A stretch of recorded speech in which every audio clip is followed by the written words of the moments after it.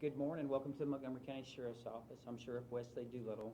We're here to talk about one of our oldest cold cases, and we're excited to announce that, in the long pursuit of justice, we've identified and arrested Bobby Charles Taylor Sr. for the murder of Deanna Ogg in 1986, September 7th, 1986. He's in custody here today, and we're here with Deanna's family, with our sheriff's office, with our community partners, our federal, state, and local partners. I always tell folks that we're better together. When we work together in the interest of justice, we see results like this. We saw good police work back then. We see good police work now. We see that after 40 years, with advances in technology, advances in genealogy, DNA, that we've been able to conclusively identify the suspect in this case. In September 27, 1986, Deanna Ogg was a 16-year-old girl simply walking to a store in Porter. She was a member of our community, and her life mattered to us, and it still does today. I'm so glad to see her family here with us, to see her mother, Patricia, here with us today. Thank y'all for being here. This case has seen many chapters. There was originally a suspect arrested who's since been exonerated, but through persistence, through working together, we have identified the person responsible for her death. For decades, our cold case investigators have pursued this case. The Montgomery County Sheriff's Office has had a cold case unit since 2006, for nearly 20 years. Working with our Texas Ranger partners, they have had a cold case unit now for about 25 years. We have new programs, we have DNA databases, have the Sexual Assault Kit Initiative, which is what we use to work with the Texas Rangers on this case, to re-examine evidence, to go back through a private lab called Bodie Technologies, to re-examine this case and the evidence that we originally collected. They identified the evidence, they identified a DNA profile, and working diligently through genealogy, we were able to find a closely related family member of the suspects. Through that DNA profile, we were able to learn the identity of our suspect, or we had a reason to believe. That suspect was out of country in Mexico, where he had absconded on a previous case after conviction. And when we got him to the Montgomery County Sheriff's Office, we took a known sample from him and had that directly compared to the evidence in this case, and conclusively identified him as the suspect. I'm told that the level of confidence is 1 in an octillion. That's an insane number, 3 times as many people there are in this world. So it'd be unreasonable to think that it's not him. We truly believe it is. The suspect turned himself into agency and got back to Montgomery County right about May 4th of 2026. So I want people to know that we will never stop searching for the truth. I want to thank our federal partners, our local partners, our district attorney for not giving up on this case. Now I can tell y'all that it doesn't matter how long ago a crime was committed. Through persistence, through diligence, through working together, we don't forget. And when we do that, we come to conclusions like this. We find suspects and we hold them accountable. It doesn't matter where they're at in this world or what they've done. We will find out. We will bring them to justice. And I'm pleased to be here with you today.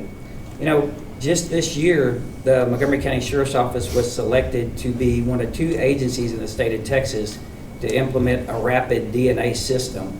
Us in Williamson County have those systems, and ours will go live this year before September, working with DPS, where when we take suspects into custody, we'll get a DNA profile from them upon arrest, and within hours of arrest, that known profile will be compared to evidence in CODIS, and we'll learn if people are connected to unsolved crimes just within hours of arrest, to give us a better opportunity to find that person and interview them before they're released from custody.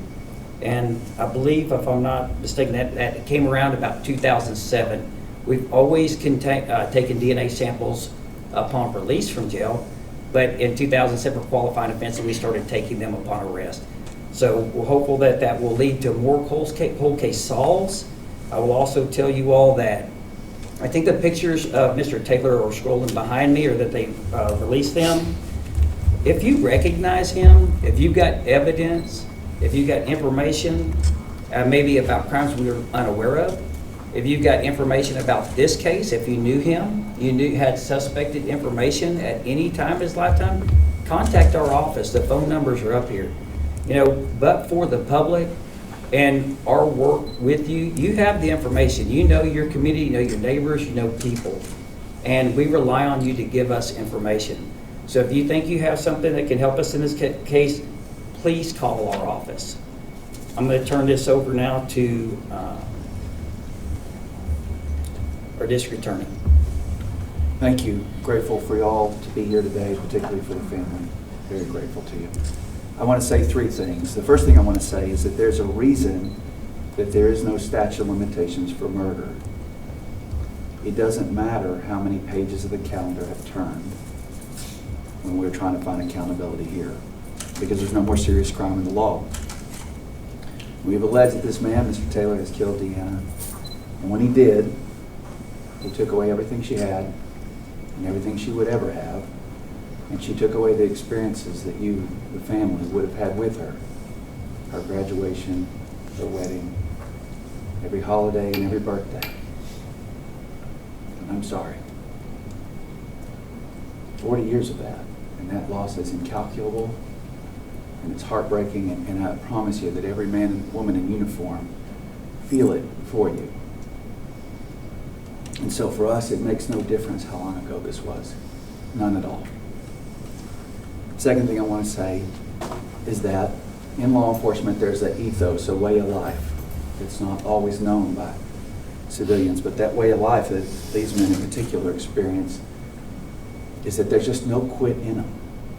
They're dogged and they're determined and they're dedicated. And sometimes a case goes cold, but if there's any trail at all, they follow it. That's what these men did. There were a lot of people in this case that did just the right thing at the right time, and we're grateful for them. There's an old cowboy saying that the lightning does the work and the thunder gets the credit. The sheriff and I are not here to take credit today. We're here to lift these men up and everybody who did the right thing in this case. But there's three people more so than most that deserve the lion's share for the reason that we're here right now. Detective Foddy Risk, right here with the Sheriff's Office. Ranger Chris Perkins, the Department of Public Safety. And the third is one of my prosecutors, Division Chief Donna Hanson. Donna couldn't be here today. She's doing some human trafficking work. But those three people worked very hard for a long time on behalf of Deanna and on behalf of his family.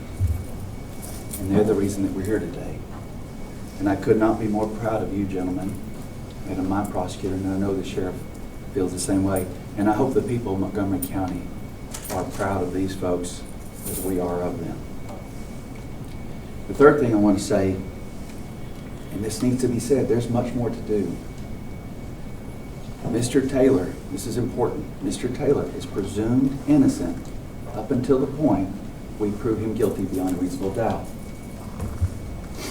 That matters, that's an important right, and we intend to honor it. But we also intend to prove up these allegations together, and there are many steps between now and then, but we're going to do that work together at the level the people of this county expect and that you, the family, deserve.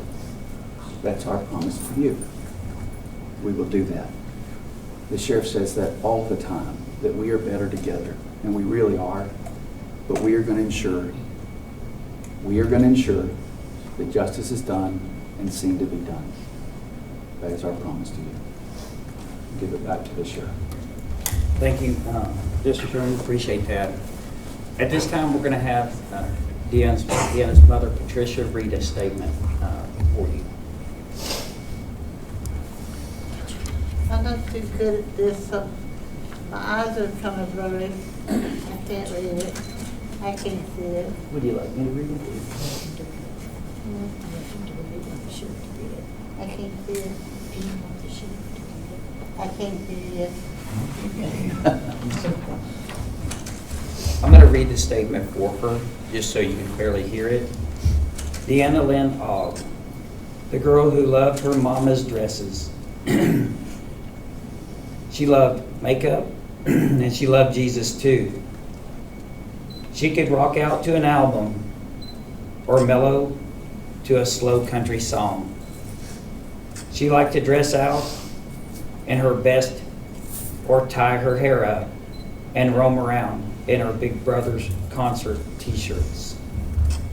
To tote around a baby brother like David, like her own living doll, gave her such joy. She had the best of friends that often were referred to as the Musketeers. Deanna wasn't on this earth for a long time. She was here for a good time. Her love of Jesus and love of her family has withstood a lifetime. As a family, we would like to extend our empathy and compassion to the family of Bobby Taylor.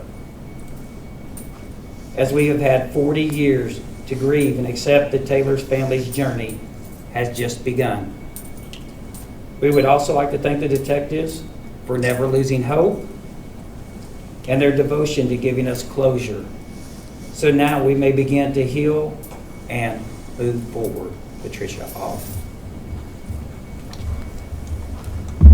That's going to conclude this portion of the news conference.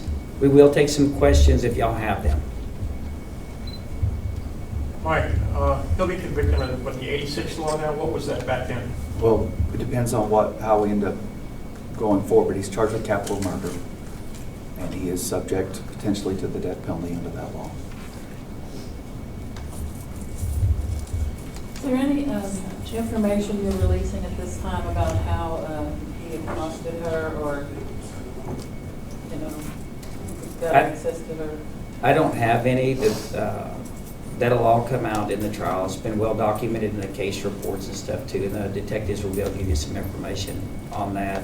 I'm sure there's lots of open source information on that as well. Sure. So do we know yet if he was a stranger or someone associated with the school or anything like that? It's my understanding that they did not know each other.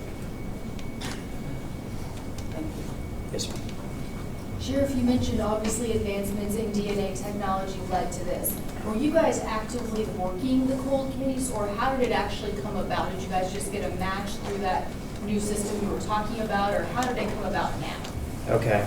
She's asking about how do we get onto the DNA. There has been a lot of advancement. In 1986, no one would have ever thought we would be able to do what we can do today. Advancements in DNA. This case got a fresh look in around 2000 when the DNA exonerated the former person who was arrested for the case. At that time, it stalled a little, and for the last 6 years, Detective Risk and Ranger Perkins have been re-examining that evidence. I asked them, I want to say that, I know I wrote a note somewhere here, that we were able to start doing familial DNA research, genealogy and stuff, within the last 10 years. And because of that, they've been able to go back and identify people in cases and suspects that we've never been able to do before. So working through those familial relationships, Bodie, the DNA lab that did the genealogy as well, they were able to give us some information to help point us in the right direction. Has Mr. Taylor said anything, any admission of his crime to you guys? Not at this time. Any other unsolved potential links to him? Not that we're aware of now. Obviously, we're going to continue the investigation and run those sources through CODIS and continue to do our due diligence. That's why I would ask if someone believes they could have been a victim of his, if he's done other crimes that haven't been reported or that we're unaware of, for those people to look at the pictures, to come forward and give us information and give us that opportunity to follow up on that information and get help. Sheriff, you just mentioned Detective Risk and Ranger Perkins is going over the evidence, but I also see representations from the FBI. Would you mind telling us what their place in this investigation is? Obviously, they have their own like they have an unsolved crime program as well. They have DNA technology that we use with some of their folks, but in this particular case, they helped us with bringing the fugitive back to the United States from Mexico. Sheriff and I were talking about this earlier. Defendants very often will flee to other countries, including Mexico. When we have a partner with the federal government, with good partners, there really is no place somebody can run that we can't find them, particularly when we have the assistance that at least we had here. And I might add too, so we work closely with the FBI. Nick that's sitting down there, he's stationed at the Montgomery County Sheriff's Office. He works out of our office every day with these guys. We have a great relationship with them. And it's because of those relationships we were able to make things happen quickly. You know, that I continuously talk about those partnerships, so it's a good thing. A little All right. more. Oh, go ahead. Go ahead, Scott. You've been working these cold cases a long time. Yes, sir. How's it feel to finally get this one cleared? I mean, you've been on it for quite a while now. Yeah, I've been in the cold case unit since January 2020, and I picked this up right when I got in, so it's very rewarding, and it's excellent to bring the family a little bit of sense of justice. How many more cold cases are there? There's a lot, quite a few out there yet you're working. Yeah, we got almost 100 out there. Sheriff, a little more on the line of questioning about him being in Mexico. Can you tell us how long you think he was there? Did he flee just when he heard, or when he thought that he might be, arrested for this or a previous crime, or any timeline on how much? He had a felony DWI that the case was he was convicted on and left during that time period. He's sentenced to 50 years in prison from his, I think it was his 7th DWI. Unrelated to this, he flees before a sentence can be pronounced. He's in Mexico to take the risk. Ranger Perkins are meanwhile working on this case. Is it your understanding he was local before that? Yeah. Had been a Montgomery County resident? Yeah, I'm glad you asked that question. He lived about 2 miles from the crime scene at that time, and it's important to us that we follow up on those things. Anybody else? Okay, thank you all for coming. Thank you to Deanna's family for being here today. I'm very proud of the fact that we were able to bring you to this point so you know who committed this crime. We thank y'all for coming here. We thank the media for coming here and helping us get information out about this. And there are more unsolved crimes. There are unsolved crimes here in Montgomery County. There are unsolved crimes across the state of Texas and the United States. If you think you have information on a cold case, please visit either the Montgomery County Sheriff's Office Cold Case Unit website or the Texas Rangers Cold Case website. And if you provide tips and information for us, we can follow up on them and get an opportunity to solve the next one. So thank y'all very much.